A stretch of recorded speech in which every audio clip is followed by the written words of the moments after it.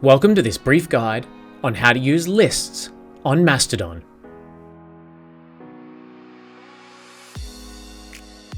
Once you've been using Mastodon for a while and started following quite a few different users and boosting posts, you'll start to realize that maybe you want some options to filter the content that you're seeing. So today I'm going to show you how to use lists. Here you can see I have the first timeline available to me, which is my home timeline. That can be found in the right-hand menu by selecting the home option. But I also, a little bit further down the list, have the local timeline, which shows me all of the users that are on my instance, as well as below that, the option to select the federated timeline, which can see all the instances that are federated with mine. But if I wanted to, I can actually use a little known feature called lists, which allows me to essentially create my own timelines with the select users that I wish. If I wanted to create a new list, I simply click into the new list title area and type in what I would like my list to be called. In this example, I'm going to call it example list. Very original, I know. Selecting add list will create that list for you. And when you open your list, what you'll notice at first is there's currently nothing there. And that's because I need to add the people that I wish to this list. That can be done by clicking on the settings icon and selecting the option that says edit list from the menu there. You'll then be able to search for users that you wish to add to this list. Unlike Twitter, please note you can only add accounts that you follow. But using the search box, I'll be able to search for particular users. So I'll search for good old George Takei. There he is, and I can click the plus icon to add him to my list. And I'll add a couple more people to this list as well, just for the example.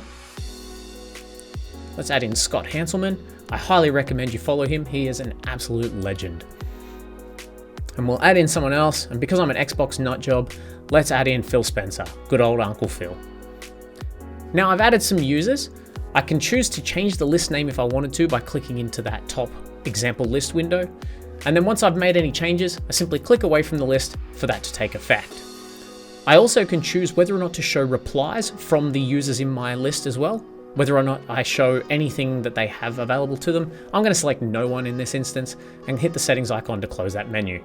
But what you'll notice is that there's nothing still in my list. Even if I was to refresh the page, there's still nothing in there yet. The reason is because previous posts will not show in this timeline. This is the same as you can't see posts in your home timeline before you join the system. So I've created another list yesterday called the Cool Kids, which has a few of these users on it. And as you can see, it's starting to populate all of the content from those users and only those users. This is a great way to be able to highlight just the content from particular users that you would like to see. And one of the other key benefits to these lists is quite simply the fact that they are private. So unlike lists that you would have had on Twitter, these lists are for you and for you alone, and they cannot be viewed or shared in that regard. And that is how you use lists in Mastodon. I hope you found this tip extremely useful. Go ahead and try them out in your own instance today, and I'll catch you in my next video.